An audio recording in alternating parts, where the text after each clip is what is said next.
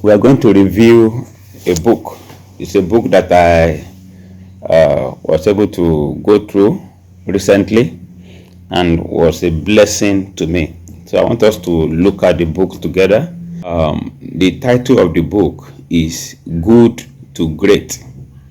Good to Great.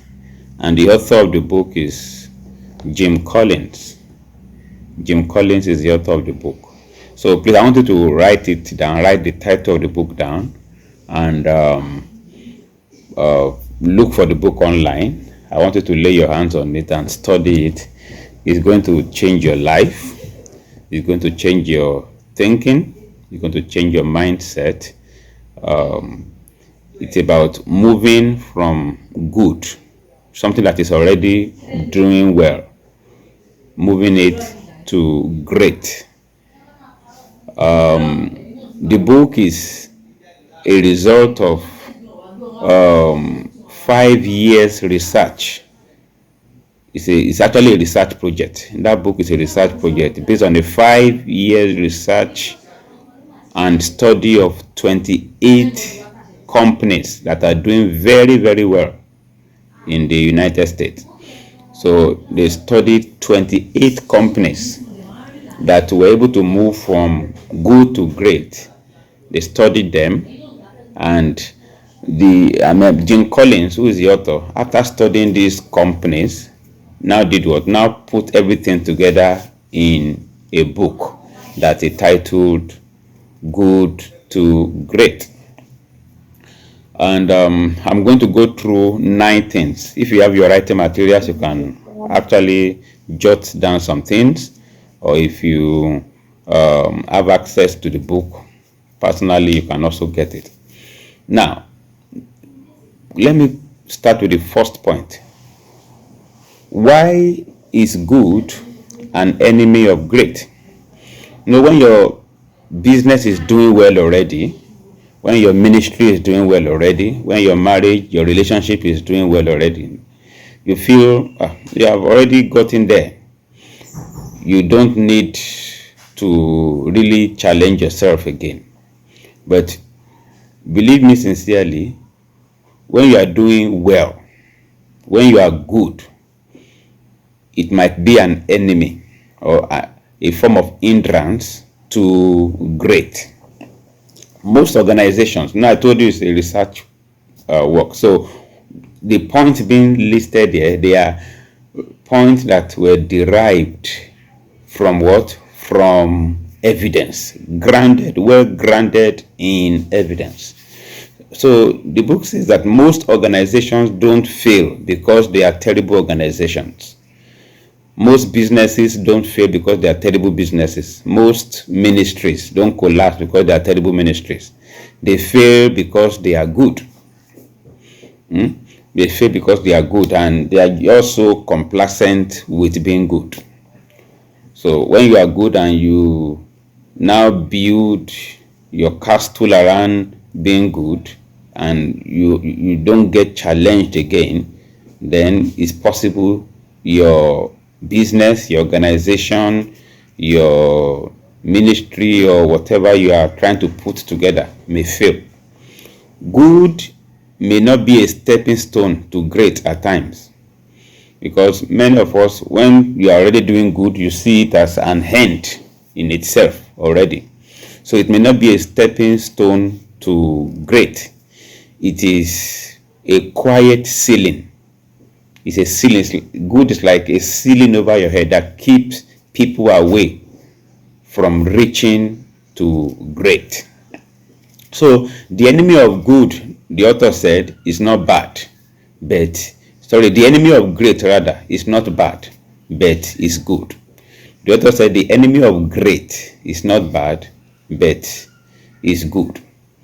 So when you settle for good enough, it creates an illusion of security. You have this illusion of security. Please don't forget that we are not studying small companies. So we are studying big companies. We are studying big farmers. Pharmaceutical companies. We are studying big companies like Google, like Amazon, like SpaceX. We are studying big organizations. We are not studying small organizations. So I want you to bear that in mind. We are studying big organizations like Tesla, that produces Cybertruck. We are studying Facebook. We are studying Instagram. We are studying big organizations, not small organizations. We are studying multi-billion-naira organizations. So settling for good enough. And of course, when we talk about ministry, we're not studying ministries that have only 10 people as their members. We are studying churches, ministries that have millions of members all over the world. So we are not studying small organizations. We are studying big, ginormous organizations. So settling for good enough creates an illusion of security. There is no pressure to reinvent or recreate when customers keep coming. You are able to pay your bills, you are able to meet up with your overhead, you are able to maintain your organization, you are able to pay salaries. The brand is still selling well, the brand still carries weight. So it gives you this false sense of security. So, and the author said greatness is a choice, it's a decision to reject complacency. Recently they had PFN meeting on camp, and when they were looking at the previous president of PFN, I think Bishop Waloke was the first president of PFN, followed by Daddy Gio. He handed over to Daddy Gio. I think when Daddy Gio did his tenure, he handed over to Bishop Benson Idahosa. Then it kept going like that. So Daddy Gio was PFN president in the 1990s. But at that time, if Redeem was not doing well, they wouldn't have made Daddy Gio the PFN president. But imagine if, because he was PFN president in the 90s, he had remained where he was. He just became complacent. Nobody will be talking about him again. But it was good then, but today we are not talking about good now, we are talking about greatness now. So greatness is far bigger, far better than being good. So greatness is a choice, it's a decision to reject complacency, to pursue excellence even when good seems acceptable. Good is acceptable. And to install a culture where that pursuit is non-negotiable.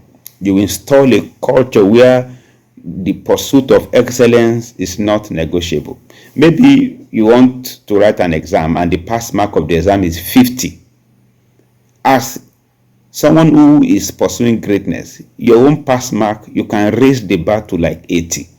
So if you score anything less than 80, although according to the examiners you have passed, but according to your own standard, according to the standard you have laid down or raised for yourself, you see yourself as not having achieved what you want to achieve or what you set out to achieve. So the pursuit of excellence, when good seems acceptable, good is acceptable generally, but you say no, for me good is not enough. Good is good, but it is not enough. So you pursue excellence, you don't just accept good, you install the culture where that pursuit is what is not negotiable. You install that culture. So that was the first point that the author Jim Collins talked about. Then the second point he spoke about, I'm going to 9 points and I hope I'm able to go through everything. He spoke about level 5 leadership. We have level 1 leadership, level 2, level 3, level 4, but he emphasized level 5 leadership, which I want us to learn from. Organizations that become great organizations, they have this special type of leadership, which is called level 5 leadership. Now, what did he mean, or what does he mean by level 5 leadership? He said level 5 leadership don't dominate the room. When they're in the room, they may not take over the room. You understand? They may not take over the discussion. They don't dominate the room. They don't crave for attention or speak in grandiose visions, they often go unnoticed by the public. That's level 5 leadership, according to the author. So they don't crave attention. But behind the scene, level 5 leadership are very unique in this sense. They are the quiet engine of transformation. They are the quiet engine of transformation. They turn good companies, good organizations, good churches to great companies, organizations, and churches. It's like, okay, at least as at 1980, the Redeemed Christian Church of God has 39 branches. 39 branches. If a church in Nigeria today has 39 branches, it's already a successful church. If you have 39 branches, in fact, if you have 20, if you have 10 branches, it's already a successful church. So Redeemed was doing well in 1980. But when Daddy took over, he moved it from a good church to a great church. He changed everything from a good church to a great church through what? The agency of level 5 leadership. So they don't crave attention. They don't crave to be popular in the media. They don't crave to trend. This kind of leaders. But behind the scene, they are quiet engines of transformation. They are the ones that turn good companies to great companies. Paradoxically, they have this blend of deep personal humility. Level 5 leaders, they have deep personal humility and intense professional will. And of course, we can see this attribute in our Father and the Lord, the General Overseer of the Redeemed Christian Church of God. They have deep personal humility and intense professionalism. They are not weak or passive. They may be quiet, they may be humble, but they are not weak or passive. On the contrary, they are fiercely ambitious. Fiercely ambitious, just not for themselves. They are fiercely ambitious for the organization, not for themselves. They make decisions that may not end up in praise at the moment, but that will move the company forward with purpose and discipline. These are level 5 leaders. They don't take decisions that will just attract upload in the short term, but they take decisions that will move the company, the organization, the church, the ministry, the family forward with purpose and discipline. So in the interim, the decision may not look popular or sensible, but in the long run, of course, you discover that the decision is actually the best for the organization. So what distinguishes level 5 leadership is not charisma, but is character. What distinguishes them is not charisma, is their character. And when we talk about their character, I will soon talk about a few things that you will see in their character. So, on the contrary, companies that fail to make the leap, they don't have level 5 leadership. And what kind of leadership do they have? Leadership marked with personal ambition. Personal ambition. That's not level 5 leadership. Leaders that chase to be headliners, that chase to make news, that chase to be popular, that chase to trend on social media. Those ones are not level 5 leadership. They are not level 5 leaders. Leaders that see position as an opportunity to accumulate accolades to themselves, they are not level 5 leaders. They make decisions based on personal legacy rather than long-term health of the company. You understand? That's not level 5 leadership. So when you have such leaders that are not level 5 leaders, what do you have? You have inconsistency, you have internal politics, and you have eventual decline in the organization. But what are the attributes of level 5 leaders? As I said, I would tell you. There are 4 things that level 5 leaders have. Number 1 is discipline. Number 2 is focus. Number 3 is self-awareness, and number 4 is a commitment to something bigger than themselves.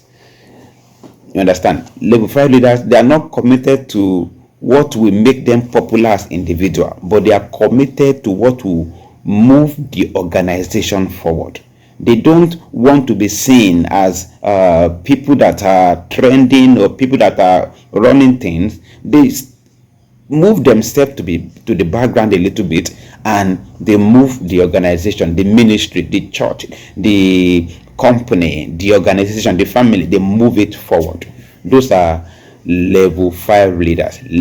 Discipline, focus, self-awareness, and a commitment to something bigger than themselves. So that's the second point. We've mentioned the first one, from good to great. The second one is level 5 leadership.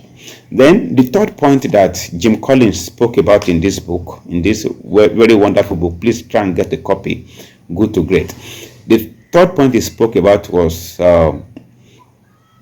when you are setting up your company or your ministry or your organization, the first question you should ask is, who are those that you are going to bring on board?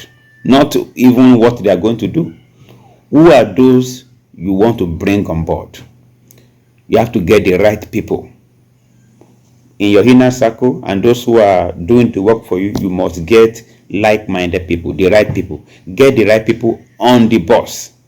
Get rid of the wrong people and take the decision very, very fast, because the wrong people will derail you. Wrong people, they require a lot of micromanagement. They will derail your vision.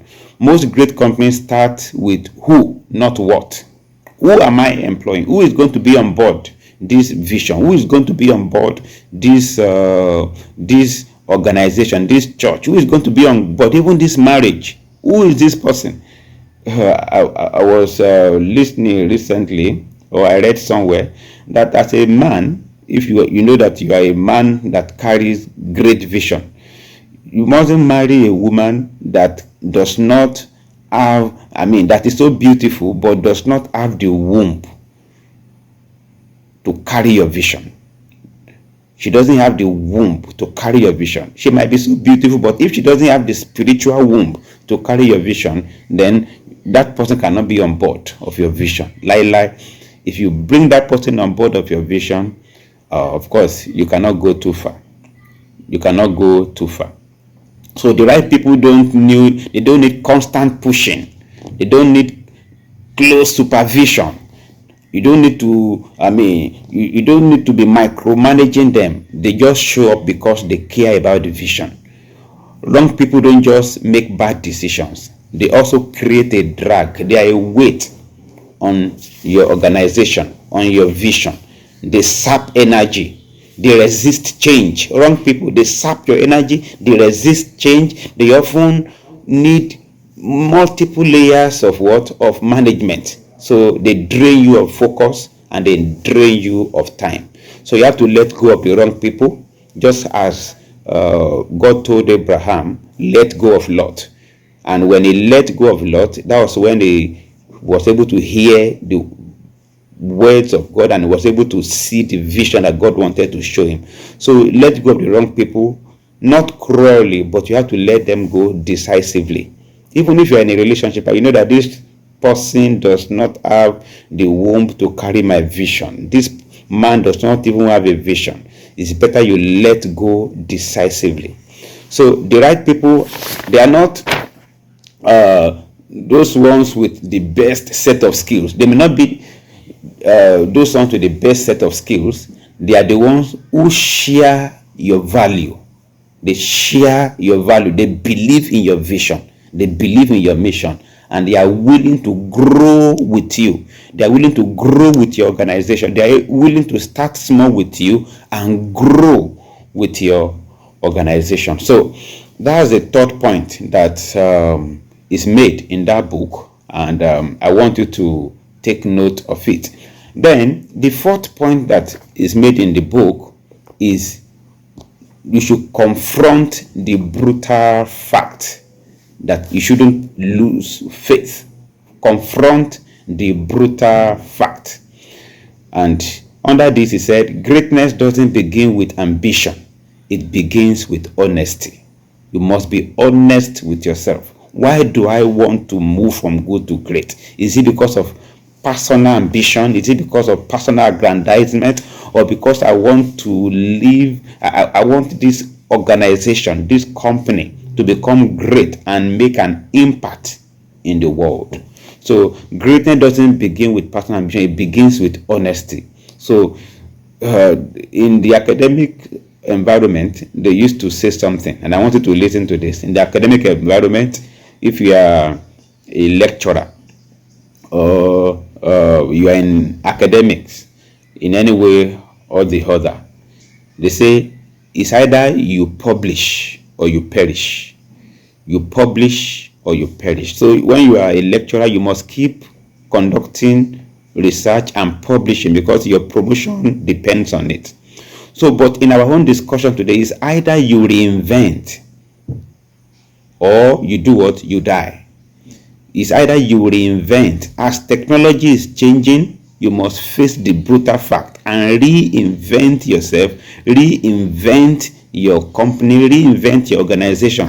Otherwise, what will happen? Your organization will die.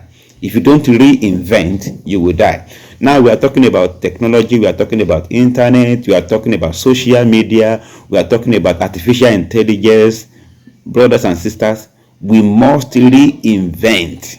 Reinvent your company, reinvent your ministry, and flow with the technology. I will still talk about technology. Flow with the technology. Use the technology. Don't let the technology use you. Use the technology that is, common in our days to do what? To move your organization forward. So reinvent or die in our discussion. But in the academic environment, publish or perish. So leaders don't need all the answers, but they need the courage to ask the right questions. Then I love this point, which is number 5. I want to quickly talk about it. He calls it the hedgehog concept. Hedgehog concept. Hedgehog as in HEDGOHOG. Hedgehog concept. Simplicity with deep insight. Simplicity with what? Deep insight. Now, there's an adage in English that says the fox knows many things. The fox knows many things, but the hedgehog knows one big thing. It's an adage in English. The fox knows many things, may know 101 things, but the hedgehog knows only one thing. But that one thing that he knows is the main thing, is the most important thing, is the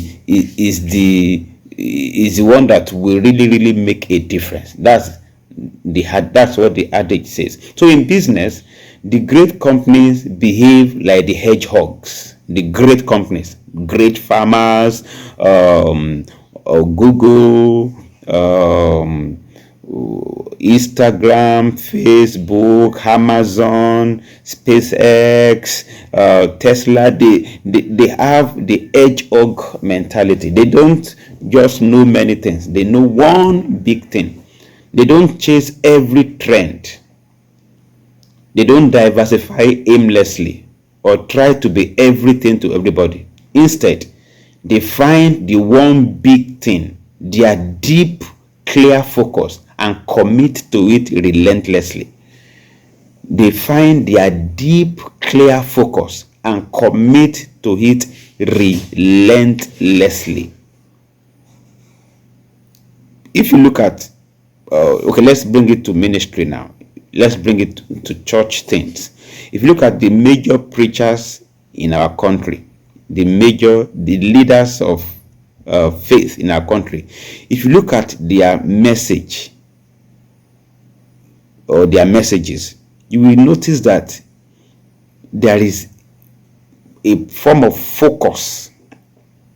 There's a form of focus. When you listen to Bishop Oyedepo, you hear things about wisdom, about prosperity. When you listen to Daddy Gio, you hear about holiness, about prosperity. When you listen to other people, some people focus on revival, some people focus on discipleship, some people focus. So the edge of concept is about not diversifying aimlessly.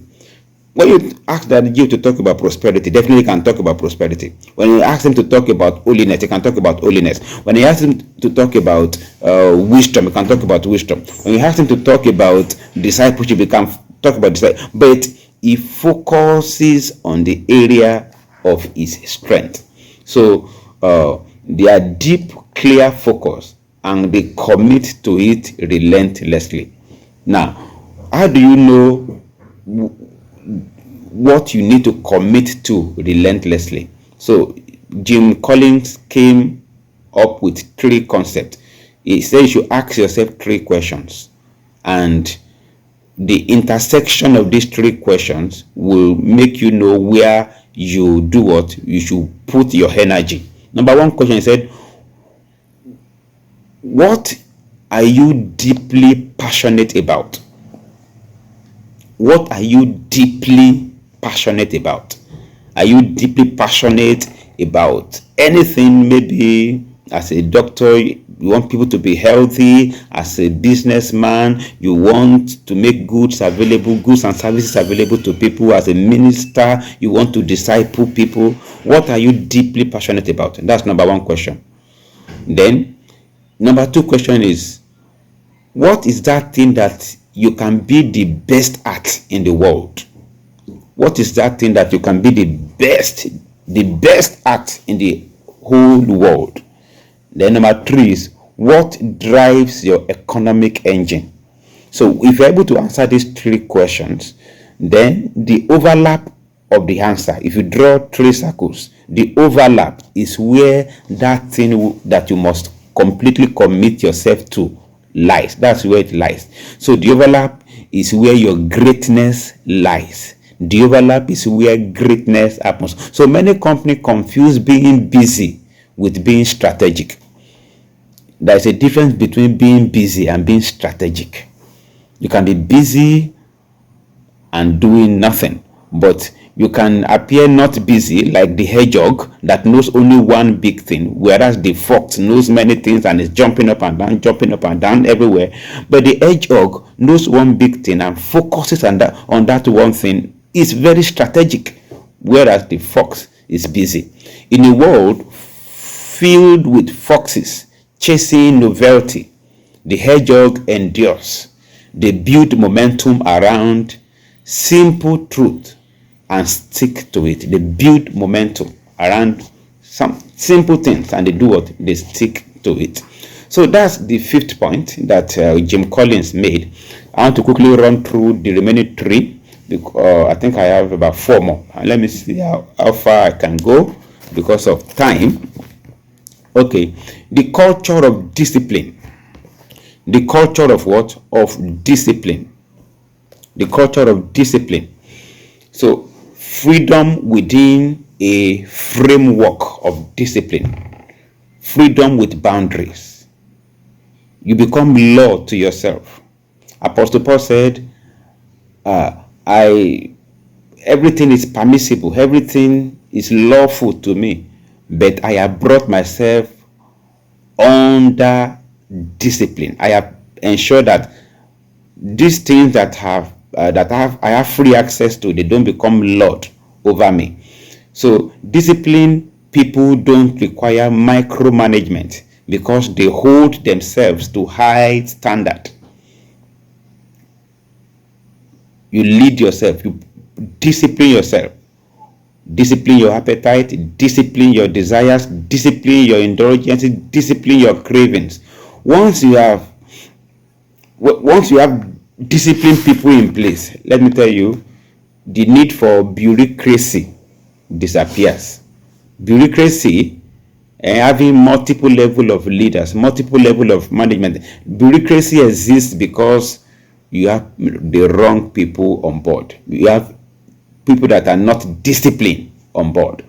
So when you deal with disciplined people, policy manuals shrink into small manuals, and long meetings become very short meetings because you are dealing with the disciplined people. Instead of having meeting upon meeting upon meeting, short meeting, they've gotten the idea and they run with the vision. So disciplined people must be matched with disciplined thoughts, thinking clearly, acting deliberately, and sticking to the edge-org concept.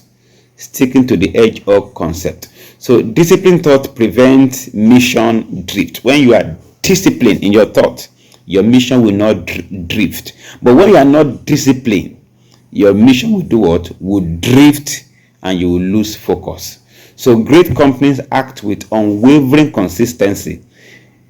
Every part moves in sync towards a desired goal. Every part of great companies, they move in sync towards what? A desired goal. So the seventh point that he made in the book is technology accelerators. Technology accelerators. Now, here he talks about the use of technology. He said, when you use technology as an individual or as a company, you should not allow technology to drive you, but technology should amplify what you already have. I just hope you understand this. When you use the social media, when you use artificial intelligence, when you use the technology of our time, they shouldn't be the ones providing leadership, but your concept, your idea should be what? You should use technology to amplify your concept. You should use technology to amplify your what? Your idea. Technology alone does not turn a good company into a great company. Ordinary technology cannot turn a good company to a great company. But when you adopt technology selectively and strategically, and always ensure that technology is in alignment with your edge-org concept. Edge-org is that one big thing that you stand for as a company, as an individual. So always ensure that the use of technology, you don't just get distracted with technology, because if care is not taken, you just be lost in the maze of technology. But you must use it selectively, you must use it strategically, in alignment with your vision, in alignment with your edge-org concept. Mediocre company, in this research, it found that mediocre companies see technology as an answer to deeper performance. They see technology as an answer to deeper performance issues. No, technology is not an answer. Technology is not an end in itself. It should be a means to an end. So we say great companies let strategy lead and technology follow. Great companies let strategy lead and technology follow. So your strategy, your vision, your edge-org concept will do what? Will lead. Then technology will follow to do what? To amplify your edge-org concept. So does this technology help us to do what we are already doing? This technology, this social media platform that I want to use, is it going to help me to do what I'm already doing best, or it will help me to do it better? Because if care is not taken, technology may become a distraction rather than a multiplier. It might become a distraction rather than a multiplier. So there are two more points. Let me quickly run through them. Please give me an extra 5 to 10 minutes. Number 8 concept in the book, so that we won't have to take the book again. Number 8 concept in the book is what we call the flywheel effect. The flywheel effect. The flywheel effect. You know, when you are building, there's no, I don't know how I will talk about this without using the Redeemed Christian Church of God as an example. You are building the Redeemed Christian Church of God. In the 80s, that Jew was building gradually. was building gradually. 1981, 82, 83, 85, 87, 88, 90. He was building gradually. He was, he had this hedgehog concept. He had this focus. He was determined. He was building. It was not so popular then, but he was working in the background. He was working, building gradually until 1998 that the flywheel effect took place during Lekki 98 for the Redeemed Christian Church of God. That's what we call the flywheel effect. It's actually a result of compounded effort over the years, not just waking up one day and you experience momentum. No, it doesn't happen that day. One day rather. It doesn't happen one day. You must have been building gradually for several years. That's how those big companies grow. They will build gradually for several years until they will experience their flywheel effect. Momentum over breakthroughs. You should cherish momentum, building momentum in your prayer life, momentum in your teaching ministry, momentum in your business, building it over the years until you experience the flywheel effect. In the beginning, progress may seem almost inexistent, very slow and inexistent, but momentum is built over time. Acceleration of greatness is the payoff of years of disciplined motion, disciplined effort. Greatness is a payoff, is a result of several years of disciplined effort. There is no overnight success anywhere, either in Christendom or even in the world. There is no overnight success anywhere. No overnight success. The flywheel effect requires faith in a process and respect for time. The flywheel effect requires faith in a process and respect for time. It takes time, consistency, building over time. Building, even when you feel discouraged, you continue building. Even when I was telling one of my, I will call you my disciples. I was telling one of you, you used to organize a program. I noticed you have not organized it in a while. I said, and for one reason or the other. I said, no. There must be consistency. There must be consistency. You must keep doing it and build momentum over time. It demands commitment to the inglamorous work of execution, iteration, and alignment. So greatness is not about one big push. It's not about one big breakthrough. No, it's all about thousands of small steps taken, moving in the same direction. Thousands of small steps. As I told you, throughout the 80s, Daddy was building, and he was doing it. Let's go out fishing every Easter, every Christmas, throughout the early 90s, until the flywheel effect, momentum, compounded in 1998. And even after momentum had compounded, it kept building. Now, the last point that I will talk about in the book, because this is a book summary. It's a book that may take you a few days to read and understand, but I'm summarizing the book. The last point he spoke about is what we call the doom loop. I will explain it. The doom loop. And doom loop talks about how businesses, how companies, how individuals, how ministries, how they lose focus and they derail and they are forgotten. They derail over time and they miss the point over time, and of course they go down and they end up in the dustbin of history. So the doom loop is the opposite of the flywheel effect.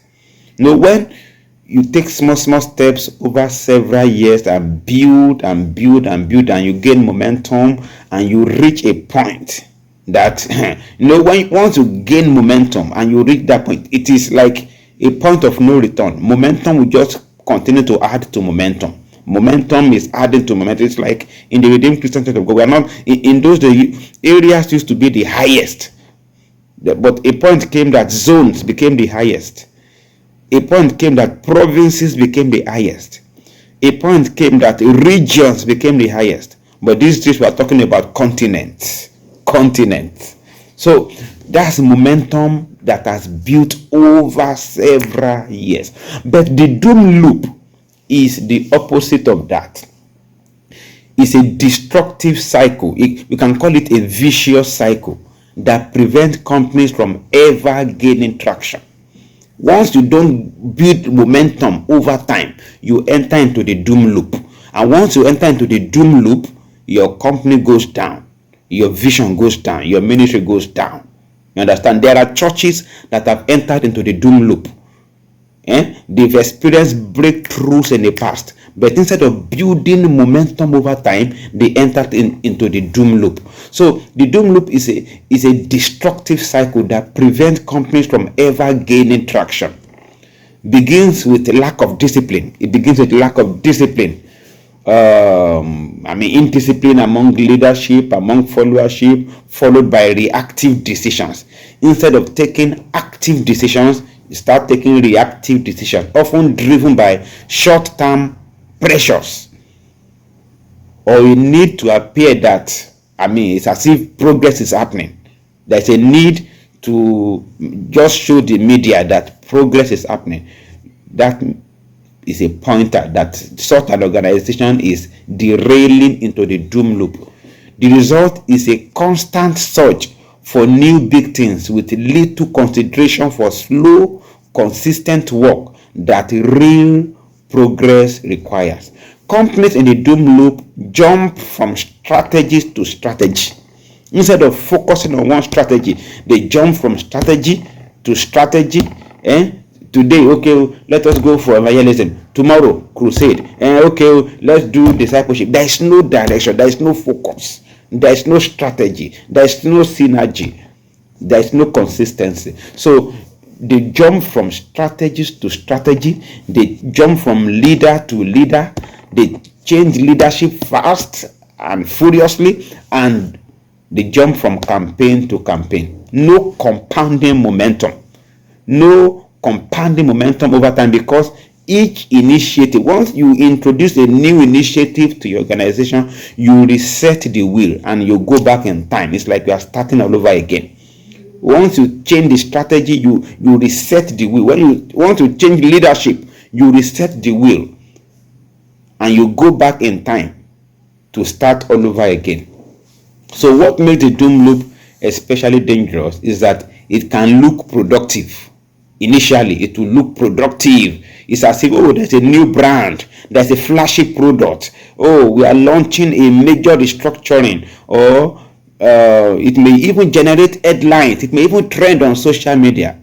But the doom loop is like going on a journey of no return. It produces temporary excitement, and it, without alignment to a deeper strategy, it collapses under its own weight. So those are the 9 points made in the book, which I wanted to lay your hands on and also study. In conclusion, greatness is not a result of timing or genius or luck. This is what Jim Collins said as he concludes this book. He said greatness is not a result of genius or luck. It is the outcome of intentional choices made consistently over time. It is the outcome of intentional choices made consistently over time. None of the principles, then, the last thing I will say as I round off, as I close, is that none of the principles, the 9 principles I mentioned, none of these principles will work in isolation. They have to work in sync, so as to be able to produce the desired result. The principles must work in sync so as to be able to produce the desired result. So in conclusion, I've been able to summarize a whole book in few minutes. I've been able to summarize the book called Good to Great, written by Jim Collins, which is a research work, a 5 years research project that studied 28 companies, 28 big companies in the world, and how they became great, how they've been able to maintain their greatness, and how they are even reinventing themselves to retain their greatness in the foreseeable future.